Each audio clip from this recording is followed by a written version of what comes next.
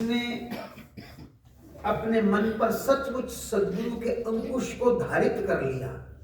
बड़ा कठिन है, कह तो मैं भी रहा हूं, आप भी कहते होंगे, कहते हम सब है। एक कहावत है पंजाबी में, कहना सा मोड़ना नहीं, टिक खासी मोड़ना नहीं। सिर हिलाते जब महाराज जी का प्रवचन होता है, और इस तरह नहीं हिलाते कि हम स्वीकार करते हैं महाराज आपकी बात को, ना ना, हम तो इसलिए हिलाते कि ਸਾਨੂੰ पहले पता है, उसी भाव में हिलाते हैं। अब छुपता तो नहीं है, जो पे मुख बोले नहीं तो नैन देता है, तो प्रकट हो जाता है, बॉडी लैंग्वेज होती है ना, अपनी अपनी देखनी।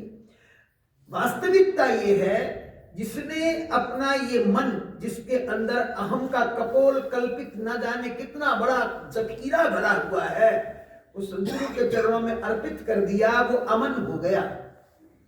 एक आजकल अमन नाम रखने का बड़ा रिवाज है। मैं बच्चों से कई बार पूछता हूँ, तुम्हारे नाम का मतलब क्या है, अर्थ क्या है?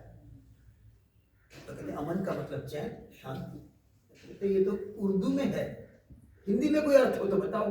तो जब उनको बताते तो उनका चेहरा उड़ सा जाता है। मैं मन को छोड़ देंगे तो पिज्जा कैसे खाएंगे, बर्गर कैसे खाएंगे? तो जो अमन हो गया है, वास्तव में अमन हो गया है। अब ये सुमन जी ना, लोग सुमन का अर्थ फूल करते हैं। मैं कहता हूं जिसका मन गुरु कृपा से सुंदर हो गया है, वो सुमन, सुमन, सुंदर मन वाला। और सुंदर कब होता है? जब उसके अंदर माया निकल जाए और प्रभु प्रेम आ जाए, तब सुंदर हो जाता है। तो जिसके जीवन में ये स्थिति आती है, फिर उसके जीवन की गाड़ी को चलाने वाले कौन हैं? स्वयं सद्गुरु, क्योंकि उनके चरणों में अर्पित कर दिया अपने आप को। बड़ा सुंदर उदाहरण है। देखो, हम लोग गीता पढ़ते हैं, महाभारत की कथाएं सुनते हैं, जानते हैं, मानते हैं, कहते हैं कि रणभूमि के बीच अर्जुन को भगवान ने गीतोपदेश किया। रणभूमि के बीच। रामचरितमानस में देखें तो जब विभीषण को संशय हो गया कि प्रभु के पास तो पादुका भी नहीं है, रथ तो दूर की बात, और वो इतना बड़ा रथ लेकर के आया गाजे बाजे के साथ, कैसे जीतेंगे? वहां भी सत्संग करके उपदेश दिया भगवान ने कि रथों की विजय नहीं होती, बाहर वाले रथ बेकार हैं।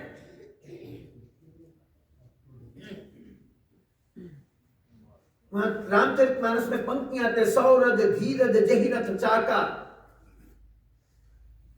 जिसके अंदर धैर्य है, जिसके अंदर भगवान की कृपा का सौंदर्य है, ऐसे पहिए जिस रथ में, जिस जीवन के रथ में जुड़े हुए हैं, उनकी जय होती है, दूसरों की जय नहीं होती। जय जय हो से सिंदन आना, जिसकी विजय होती वो रथ और प्रकार का होता है विभीषण, ऐसा रथ नहीं होता। देखो, दोनों तो सेनाएं कौरवों और पांडवों की तैनात है, युद्ध का उद्घोष होने वाला, और भगवान गीता का उपदेश करते हैं निष्कर्म कर्म कैसे करना है, निष्कर्म मतलब कर्म से निष्कामी कैसे हो जाना है, इसका उपदेश करना है। और हमारी भी तो ये स्थिति है।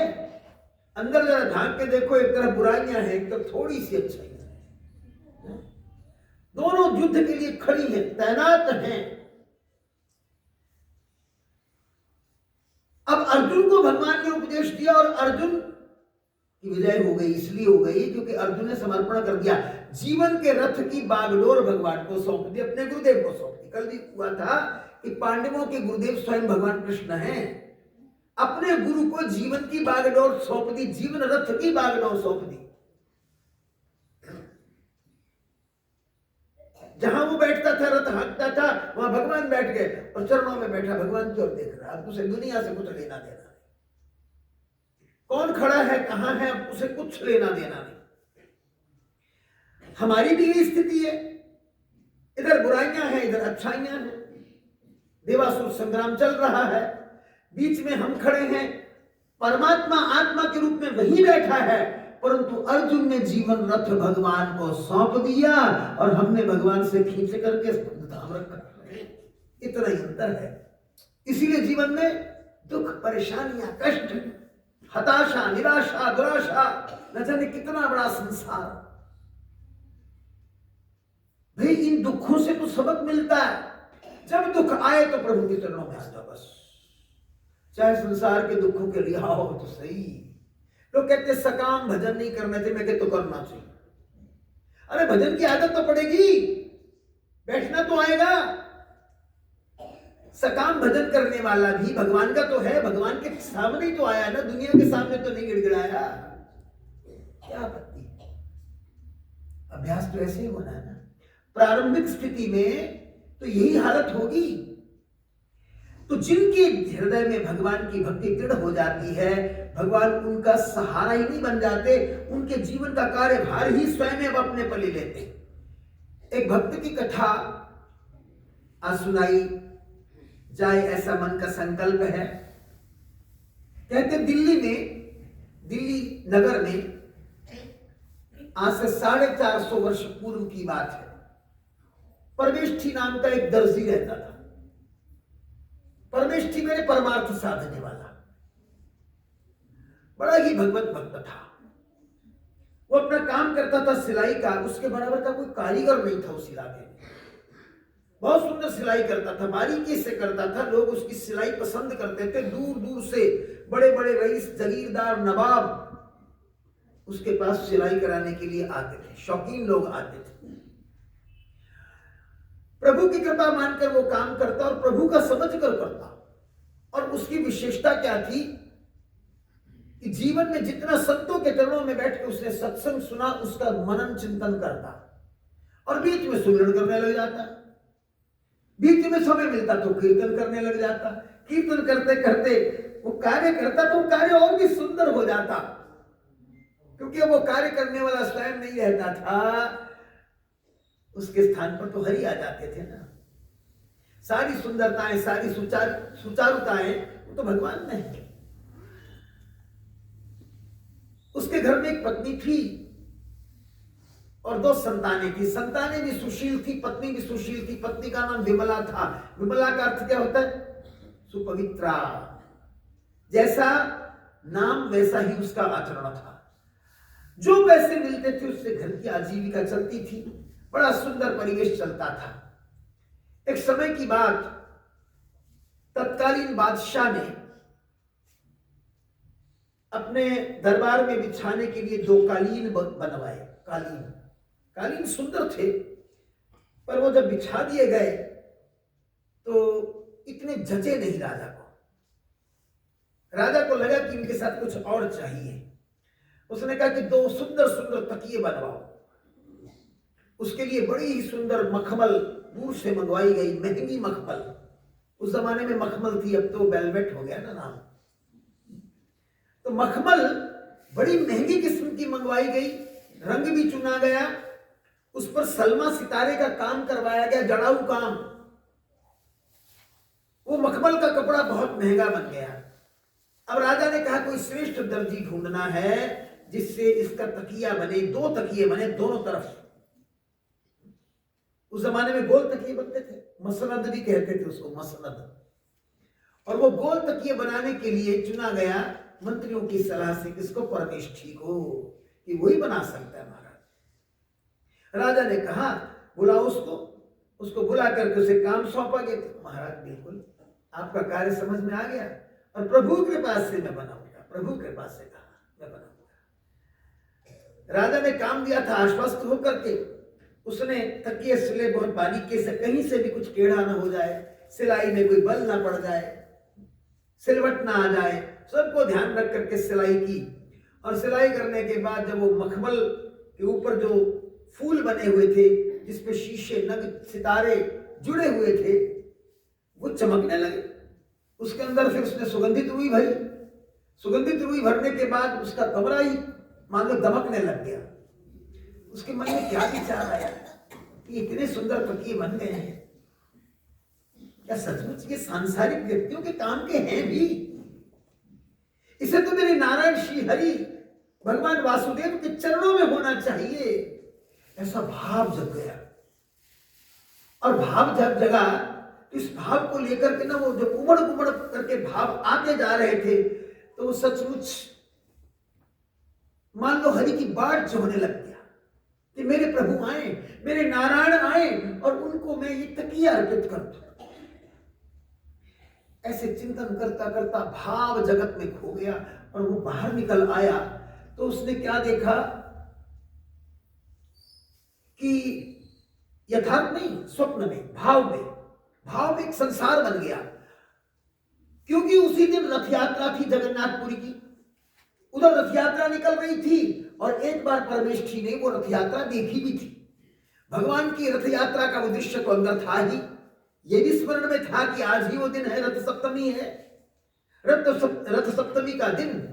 और परमेष्ठी भगवान का चिंतन करता वैसे भाव जगत में खोया कि उसे क्या दिखने लग गया कि भगवान की रथ यात्रा निकल रही है, लाखों की भीड़ आगे और लाखों की भीड़ पीछे, लोग पीछे से रथ धकेल रहे हैं, कीर्तन किए जा रहे हैं, जयकारे गुंजायमान हो रहे हैं, भगवान की जय जय का घोष लग रहा है, घंटानाद हो रहा है, वेद के पारंगत विद्वान ब्राह्मण वेद पारायण कर रहे हैं, वेद ध्वनि गूंज रही है और भगवान का रथ चल रहा है। सुंदर सुंदर वस्त्र आते हैं, भगवान के चरणों में बिछाए जाते हैं और रथ के आगे भी पावड़े बिछाए जा रहे हैं, उसी को रथ चल रहा है। वो तो भाव दृश्य था। हम लोगों ने कई बार चर्चा की, भावे विद्यते देवा तस्मात् भावा कारण, भाव से ही भगवान प्रकट होते हैं, भाव ही भगवान के आगमन का कारण बन जाता है। ये स्थिति जब उसने भाव जगत में देखी तो वो क्या देखता है, उसकी भावना फलीभूत कैसे होती है कि खींचातानी चल रही है, रथ को जोर लगाया जा रहा है, आगे से भी खींचा जा रहा है, वो किसी की खींचातानी में ऊपर का कपड़ा भी साथ खींच गया, उधर ठाकुर जी के नीचे था, उधर से जोर लगा और खींच गया, चरक मरक हुआ और वो वस्त्र जो बहुत सुंदर रेशमी वस्त्र ठाकुर जी के चरणों में था, भगवान जगन्नाथ के चरणों में था, वो फट गया। अब इतने श्रेष्ठ पुजारी भक्त लोग वहां होते हैं, धनाढ्य लोग भगवान के चरणों में होते हैं, भगवान का वस्त्र कौन फटने देवे। उसी समय पुकार हुई, अरे अरे नया वस्त्र लाओ, जाओ जाओ जाओ जाओ जाओ लाओ। और पुजारी दौड़े, मंदिर की ओर दौड़े, मंदिर से काफी दूर रथ निकल आया था, वस्त्र लेने के लिए, रेशमी कीमती वस्त्र उठाने के लिए दौड़े। उधर परमेष्ठी के मन में क्या आया, अरे वो तकिया क्यों ना दे दूं, सब भाव जगत में चल रहा है, क्यों ना दे दूं तकिया वो भगवान को। उसने सचमुच भाव जगत में वो तकिया लेकर के आगे बढ़ना प्रारंभ किया और सचमुच पुजारियों को दिया, भगवान के चरणों में रख दिया गया। इतना सुंदर सुसज्जित हो गया कि और भी वेग के साथ जयकारे गूंजने लगे। इधर परमेष्ठी ने नाचना शुरू कर दिया, अनंत मग्न हो गया, आंखें मूंद ली, भाव में इतना निमज्जित हो गया कि आज ठाकुर जी ने उसका तकिया स्वीकार कर लिया, तकिया नहीं उसकी प्रेम भक्ति को स्वीकार कर लिया। अरे प्रेम भक्ति के साथ उसको भी स्वीकार कर लिया। इस प्रसन्नता का भाव बड़ा सुंदर था, आंखों में आंसू आ गए, बेचारा झल्ला गया। और इसी में क्या हुआ, रथ आगे निकल गया, वो भीड़ में पीछे रह गया। अब आगे कैसे जाए, एक बड़ी विचलित करने वाली, भगवान के दर्शन की लालसा जैसी स्थिति बन गई और इसी विचलन में उसकी आंख जैसे खुल गई। अब रथ भाव जगत में देखा था, बाह्य जगत में तो था नहीं, बाह्य भान होते ही सारा दृश्य मिट गया। अब दृश्य मिट गया तो बड़ा सजीला सा भाव लेकर के आज भगवान का दर्शन मुझे हुआ, मैंने भाव जगत में ही भगवान को तकिया तो अर्पित किया है ना। ऐसा कह करके अपने जब कक्ष में आया तो क्या देखा, 2 तकियों में से एक तकिया गायब। उसे समझ में आ गया कि आज मेरे ठाकुर जी ने मेरा तकिया स्वीकार कर लिया। बहुत प्रसन्नता हुई। और दूसरे क्षण हृदय में क्या आया कि जब मैं एक तकिया राजा के दरबार में लेके जाऊंगा तो बादशाह सचमुच क्या कहेगा। फिर उसने सोचा कोई बात नहीं, जब मेरे ठाकुर जी मेरे साथ हैं, उन्होंने मेरा तकिया स्वीकार कर लिया, मेरी भेंट स्वीकार कर ली, अब ये बादशाह मौत ही तो दे देगा, दे दे, अब कोई चाहना ही नहीं है। कोई इच्छा ही नहीं है। भगवान के लिए कोई मर जाना कोई बड़ी बात है? ये तन तो मिलता ही रहता है, न जाने कितनी बार मिला और कितनी बार गया।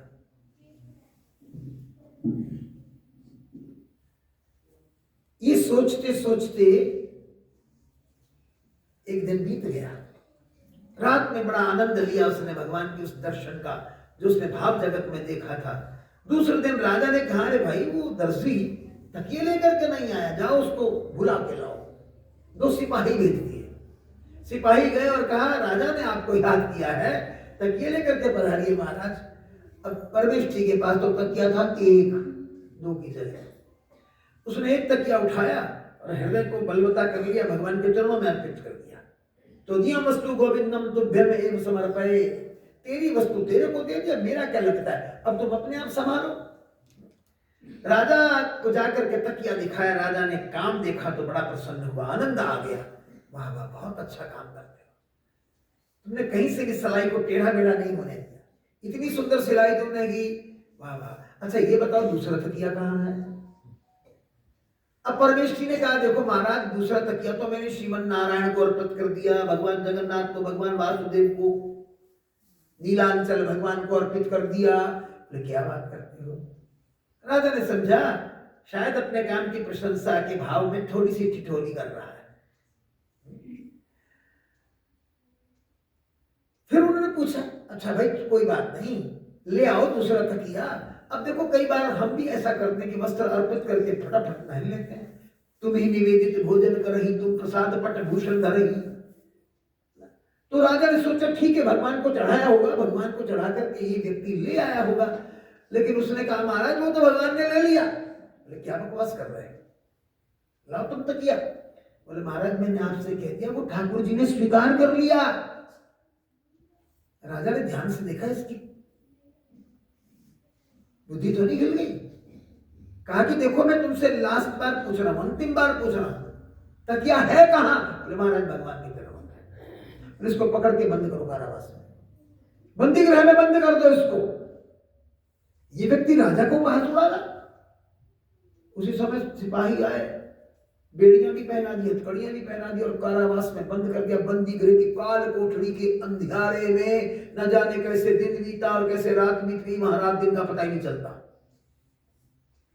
और क्या कर रहा है, दीवार के सहारे बैठा हुआ, हाथ भी बंधे हैं, पैर भी बंधे हैं, भगवान के नाम का कीर्तन कर रहा है परमेष्ठी। दुख भी भगवान का दिया है, सुख दिया है तो दुख भी आएगा, दोनों भगवान के हैं। एक भजन गाया करते थे ना पहले, सुख भी हमें प्यारे हैं, दुख भी हमें प्यारे हैं, मैं छोड़ू किसे भगवान दोनों ही तुम्हारे हैं। बड़ा प्यारा भजन था। तो सुख दुख दोनों भगवान के समझकर आनंद ले रहा है और भगवान का गुणानुवाद गा रहा है, कीर्तन कर रहा है भगवान का, दीवार के सहारे बैठकर कीर्तन कर रहा है। देखो रात आई, उधर राजा को स्वप्न में महाकाल जैसे सचमुच उसका वध करने के लिए आ गया हो, इस तरह विकराल झांकी दिखाई दी। और महाकाल के रूप में भगवान ने आकर के उसको ऐसे दंड से प्रहार दिए, ऐसे प्रहार दिए कि राजा स्वप्न में चिल्लाने लग गया, बहुत चिल्लाया। अब स्वप्न की स्थिति, तंद्रा जैसी स्थिति, अर्धनिद्रा जैसी स्थिति। लेकिन जब सुबह जागा तो उसने सबको कहा, देखो मेरी बहुत बुरी हालत है, मुझसे उठा नहीं जाता, वेदना है, शरीर में दर्द हो रही है। सबने देखा तो राजा के शरीर पर वो जो दंड की मार थी उसके निशान थे। अब कोई मरहम लगावे, कोई मालिश करे। राजा ने कहा, मुझको वो भयानक मूर्ति दिखाई दी, उसने मुझसे ये कहा, ओ राजा तू एक बार बोल, तूने मेरे भक्त को दंड कैसे दे दिया?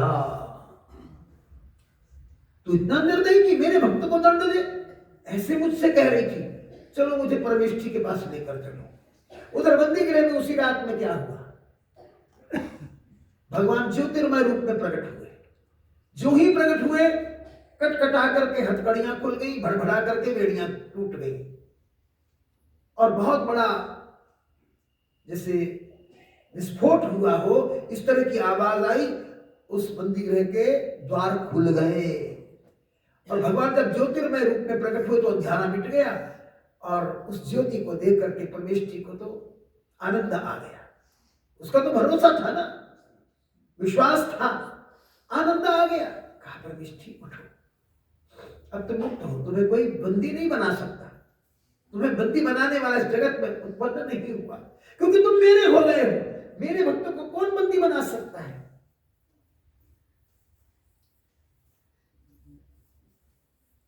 गुरबानी में कभी कभी मैं यहां भी सुनता हूं, भाई करनैल जी भी बोलते हैं, भाई मोहन सिंह जी भी बोलते थे, जा तू मेरे बल है ता क्या मोहि छंदा, तू सब कुछ मैनू सौंपिया मैं तेरा बंदा।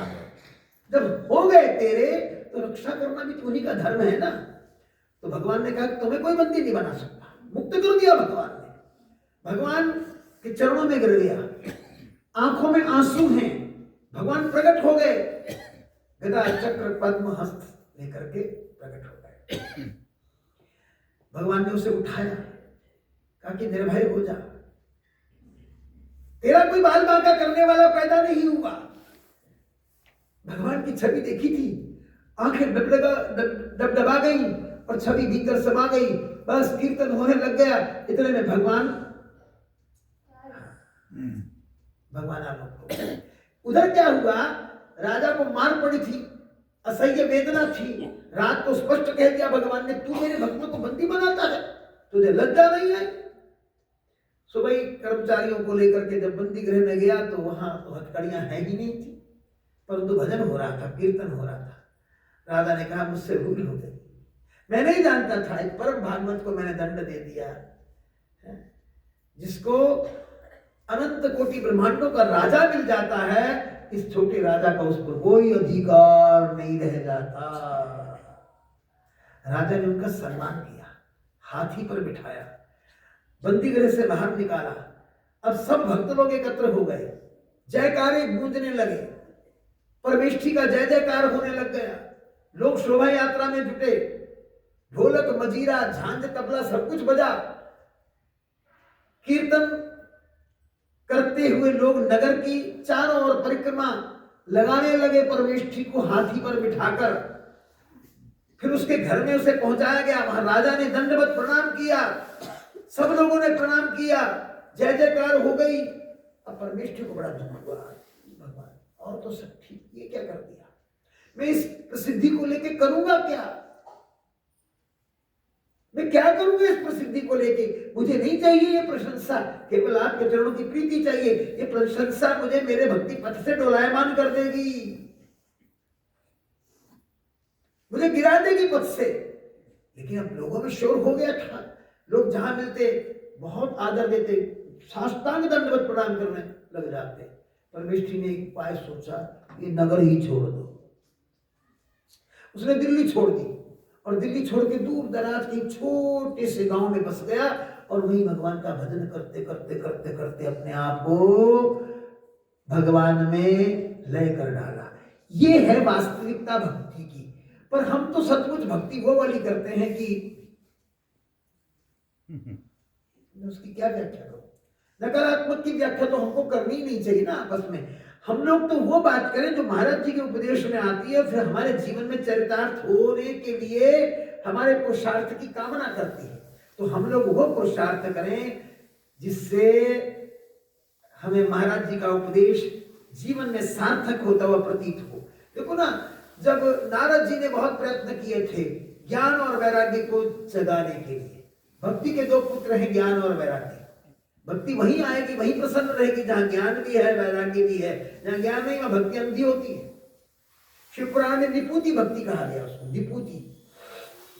नारद जी ने बहुत प्रयत्न किए, भक्ति के निवेदन के बाद उन्हें जगाया, मंत्र सुनाए, गीता सुनाई, शास्त्रों के प्रसंग सुनाए। अब थोड़े से प्रसंग कान में जाएं, थोड़ी सी गर्दन उठाएं और फिर गिर जाए। वेद मंत्र भी सुना दिए तो भी उनका कल्याण नहीं हुआ। देखो, गुरु कान में मंत्र डाल भी दे और भीतर सचमुच वैराग्य की चेतना नहीं है तो जीव क्या जागेगा। करेगा क्या करे, देश सीखन में चूक। तो अपनी भूल को निहारना चाहिए। और फिर आकाशवाणी वहां हुई कि महाराज सत्कर्म कीजिए। देखो ना, सत्कर्म पे बात आई। हमको महाराज जी सदुपदेश दे रहे हैं। वो सदुपदेश भीतर तब बैठेगा जब हम सत्कर्म करेंगे। तो उन्होंने कहा सत्कर्म, देखो स्वयं भूल गए। अपने पिता से भागवत सुनी, चतुश्लोकी भागवत। विष्णु भगवान ने वो भागवत ब्रह्मा जी को सुनाई। ब्रह्मा जी नारद जी के पिताजी हैं, उन्होंने नारद जी को सुनाई। नारद जी ने जाकर के वेद व्यास जी को सुनाई। कब? जब वेद व्यास जी खिन्न थे, उदास थे। बोले उदास क्यों हो? बोले इतने ग्रंथ लिख दिए परंतु संतुष्टि सी नहीं हुई, ऐसा लगता है कुछ रह गया है। बोले महाराज एक बात बताएं, अब तक आपने जितने लिखे हैं ना, उसमें अपना पांडित्य दिखाया है, विद्वत्ता दिखाई है। आपने गुणगान तो किया है, लेकिन गुणगान उसमें जो होना चाहिए था वो नहीं हुआ। बोले मतलब मैं समझ नहीं पा रहा हूं, आप मुझे खोल के समझाइए। बोले गुणगान या अपना होता है या दूसरों का होता है। दूसरों का देखो 4 कोठियां बन गई। आजकल लोग, कई बार ऐसा भी मैंने देखा, जिस स्थान पर एक व्यक्ति जाता है, उसके घर में प्रभु कृपा से या प्रारब्ध योग से धन आ गया, तो वहीं जाएंगे कि साढ़े कोई भी आ जाए, हमारे पास भी आ जाए। मकसद तो धन की लालसा है, भगवान की भक्ति नहीं। वहीं जाएंगे। तो नारद जी स्वयं भूल गए। उससे पहले की बात सुना रहा हूं कि जब उन्होंने कहा कि महाराज 2 प्रकार का गुणगान होता है, या लोगों का या अपना। अपना गाएगा तो अहंकार बढ़ेगा, दूसरों का गाएगा तो देश बढ़ेगा। बोले वेद व्यास जी कहते करना क्या चाहिए फिर? बोले महाराज ना अपना गाओ ना दूसरों का गाओ, गाना है तो भगवान का गुणानुवाद गाओ, प्रेम में डूब जाओ। प्रेम के रस में सराबोर होने के बाद जो गुणगान गाया जाएगा, जो हरि गुण गाया जाएगा, उसमें अहंकार नहीं होगा, अपने पांडित्य का प्रदर्शन नहीं होगा। जब आप इस प्रकार का गाएंगे फिर वो अमरत्व को प्राप्त हो जाएगी आपकी रचना। तो प्रेम में डूब करके ना वेद व्यास जी ने श्रीमद् भागवत की रचना की, भगवान की कथाओं का गुणानुवाद, लीलानुवाद सुनाया। अब जब सत्कर्म कहा आकाशवाणी ने कि सत्कर्म करो, तो नारद जी स्वयं भूल गए। भगवान की माया बड़ी विलक्षण है। स्वयं ही वेद व्यास जी को चेताया, जागृत किया, और इस बार स्वयं भूल गए। और क्या करने लगे? पूछने के लिए चले संतों को कि पूछी तो सही सत्कर्म है कौन सा। मैंने वेद की विधाएं सुना दी, या ये सत्कर्म नहीं है? मैंने गीता का उपदेश सुना दिया कि सत्कर्म नहीं है? कौन सा सत्कर्म बाकी रह गया? रास्ते में क्या हुआ? ऐसे ऐसे आश्रम मिले, डेरे मिले, क्या बोलते हैं, कुटियाएं मिली, जहां मेरे जैसे बैठे थे। जब नारद जी को आते हुए देखा कि ये तो आए, कुछ ना कुछ चर्चा करेंगे, हम फीके पड़ जाएंगे, हमारी विद्वत्ता ठप्पी रह जाएगी, इनकी उजागर हो जाएगी। काष्ठ मौनी बन गया। बाहर से इन्होंने कह दिया बाबा जी ने मौन रखा है। धम्ममय संसार है, आज से नहीं बना, ये पहले से ही है। काष्ठ मौनी बन गए और किसी ने दरवाजे बंद करवा दिए। इनको भागने दो। घूमते घूमते घूमते घूमते विशालाक्षपुरी में पहुंचे, और वहां सनकादिकों से, अपने भाइयों से जो 5-5 वर्ष के ही हैं, उनसे इनका संबंध हुआ। वो भी ब्रह्मा जी की संतान है, नारद जी भी ब्रह्मा जी की संतान है। तो उन्होंने कहा नारद जी आप आ कहां से रहे हैं? इतनी उतावली किस बात की? आपके चेहरे से पता लगता है कि बहुत खिन्नता सी है, कोई कोई कोई उद्विग्नता है, आपका कोई काम पूरा नहीं हुआ। बोले महाराज क्या सुनाए, दुनिया में गए थे मरते लोग में घूमने, और वहां घूमते घूमते घूमते घूमते क्या देखा? अत्याचार है। भागवत जी में बहुत कुछ लिखा हुआ है कि लोग वेद बेच रहे हैं, वेद क्या कन्या का विक्रय कर रहे हैं, झूठ बोलते हैं, पति पत्नी में लड़ाई होती है, श्यालको बुद्धिदायका। बड़ा बड़ा विचित्र है, आप लोग सुनेंगे तो हैरान हो जाएंगे। भागवत कहती घर में कलह होती है तो वहां साला, श्यालका मैंने साला, वही मंत्रणा देने वाला बना हुआ, प्रधान बना हुआ है, उसकी चलती है, पति की नहीं चलती। ऐसी स्थिति हो गई है। लोग दूध नहीं बेचते, वेद भी बेचने लग गए, स्त्रियां बालों का व्यापार करती हैं, ऐसे तक आया। और अब देख लो कलयुग में हो रहा है सब कुछ। इतना कहने के बाद कहा महाराज, फिर मैं जब यमुना जी के तट पर आया तो वहां स्त्री बैठी थी, वो रो रही थी। उसको रोते देख करके मेरे हृदय में करुणा आई, तो मैंने पूछ लिया कि तुम क्यों रो रही हो? उसने कहा मैं तो भक्ति हूं। कि तुम्हारा फिर दुख क्या है, भक्ति क्यों रो रही है? बोले देखो ना मेरे दोनों पुत्र ज्ञान और वैराग्य मूर्छित होके पड़े हैं, इनको चेत नहीं आ रहा, होश नहीं आ रही। बोले अच्छा, इनके नाम है ज्ञान और वैराग्य। नारद जी कहते मैंने कोशिश की महाराज, मैंने बहुत कुछ सुना दिया, उनके कान में बहुत कुछ डाल दिया, वो थोड़ा सा जागे फिर लुढ़क गए। अब आकाशवाणी ने कहा कि सत्कर्म करो, मैं ये ढूंढने पूछने जानने आया हूं कि सत्कर्म क्या है। सनकादिकों ने कहा महाराज सत्य की चर्चा ही सत्कर्म है, सतरूपी भगवान का लीला अनुवाद सुनाओ, गुणगान गाओ, उनको भगवान के नाम से चेतना मिलेगी। तो कहा महाराज फिर ये कार्य आपको ही करना है। नारद जी ने उद्योग किया, सनकादिकों ने कथा सुनाई, वहां भक्ति ज्ञान वैराग्य सब थे। और फिर क्या हुआ कि कथा इस रूप में प्रवाहित हुई कि वो दोनों जागृत हो गए, भक्ति प्रसन्न हो गई, और जब स्वयं भगवान को भी उस कथा में आना पड़ा, उद्धव जी जैसे बड़े बड़े ब्रह्मवेता ज्ञानी सब आए, वहां बहुत सुंदर कीर्तन हुआ, भगवान का जय घोष लगा। अंत में भक्ति ने पूछा महाराज मैं कहाँ रहूं? कहा जहां तेरे प्रिय भक्त मेरा गुणगान करें, हे भक्ति देवी तुम वहीं निवास किया करो। तो ये है हम लोगों के लिए एक रास्ता कि हमको जाना कहाँ है, हमें जाना कहाँ चाहिए। मगर वास्तविकता यह है कि इतना सब जानते हुए भी हम वहां नहीं जा रहे हैं जितना हमें जाना चाहिए। हम इतना सुनते हुए भी वास्तविकता से भटकने के लिए आतुर रहते हैं, तैयार रहते हैं।